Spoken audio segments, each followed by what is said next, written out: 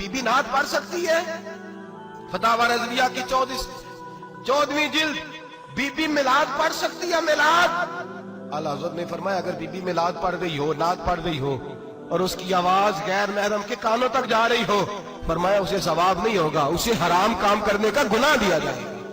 बीबी को मना है, वो नात की आवाज भी औरत का ही नहीं पढ़ता, दीन में तो औरत की आवाज का भी पढ़ता है।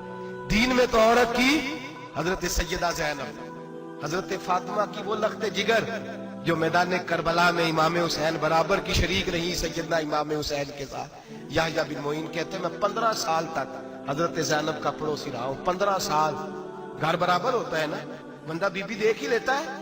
वो बीबी कभी पर्दा डाल के जा रही है दवाई लेने, कभी नजर आ ही जाती है। कहते हैं 15 साल में सैयदा फातिमा की बेटी का पड़ोसी रहा हूं, मैंने कभी बुरके में छुपी हुई ज़ैनब भी नहीं देखी, बुरके में छुपी हुई ज़ैनब भी कभी नहीं देखी। हजरत अब्दुल्ला बिन जाफर तैयार जनाबे अली मुर्तजा के भाई थे, उनके बेटे के साथ इनका निकाह हुआ था, बीमार हो गई। तो हजरत अब्दुल्ला कहने लगे ज़ैनब चल तुझे हकीम के पास ले जाऊं, तबीब के पास ले जाऊं।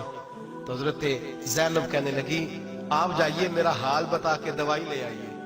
तो हजरत अब्दुल्ला जाफर तैयार कहने लगे शरीयत में गुंजाइश है डॉक्टर के पास जाने, हकीम के पास जाने की गुंजाइश है, तू चलती क्यों नहीं? तो हजरत ज़ैनब कहने लगी शरीयत में गुंजाइश तो है, पर अब्दुल्ला मेरी मजबूरी ये है कि मैं फातिमा की बेटी हूं। शरीयत में गुंजाइश तो है पर मेरी मजबूरी ये है कि मैं हुसैन की बहन हूं। शरीयत में गुंजाइश है पर मैं हसन की बहन हूं।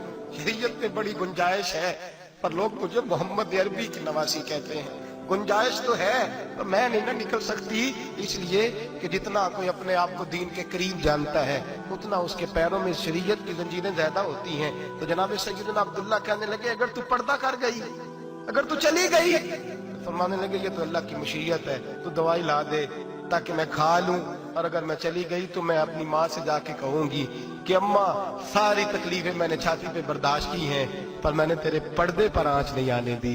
मेरे भाई ये उसवा नूर है, ये उसवा हसना है, ये हमें सिखाया जा रहा है। मेरे हबीब करीम की बीवियों का ये हाल था, बीवियों का अपने घर के आंगन में हजरत आयशा सिद्दीका, हजरत सौदा जनाब हफ्सा अपने सेन में जब बैठती थी ना तो दीवार की तरफ मुंह करके बैठती थी, दीवार के साथ लग के दीवार की तरफ। बीबियां अपने घर के अंदर भी दीवार की जानब मुंह करके बैठती थी। लोग पूछती, बीबियां पूछती कि अपने घर में भी दीवार को मुंह करने का मतलब? कहती हो सकता है कुछ छत पे चढ़े अचानक नजर पड़े, तो हम चाहती हैं फिर भी हमारा चेहरा नजर ना आए उसे, फिर भी हमारा चेहरा नजर। हम अपने घर के अंदर भी पाबंद रहती हैं कि हमारे चेहरे नजर ना आए। खुदा रा बड़े पैसे जिंदगी में लुटाए हैं, 1000 1500 बुरके पे भी खर्च करो, वो घर ले जाओ, वो अम्मा को भी दो, बहन को भी दो, बीवी को भी दो, उसको कोई ये पहन ले। इसलिए कि जब तो हजरत फातिमा के तरीके का पर्दा करेगी तो तेरे आंगन में सैयदा ज़ैनब की तरह की बेटियां पैदा होंगी, वो उस सुन्नत पे चलने वाली बेटियां तेरे आंगन में आएंगी। अगर एक बेटी पर्दादार हो गई तो कई खानदान पर्दादार हो जाएंगे, अगर एक बेटी पर्दादार हो गई तो कई घराने संवरेंगे, कई जगह पे नूर फैलेगा। ऐ अर्श के मालिक, ऐ मेरे महबूब के खुदा, तुझे वास्ता है मेरे महबूब की बीवियों का और तुझे सदका हुजूर की शहजादियों का।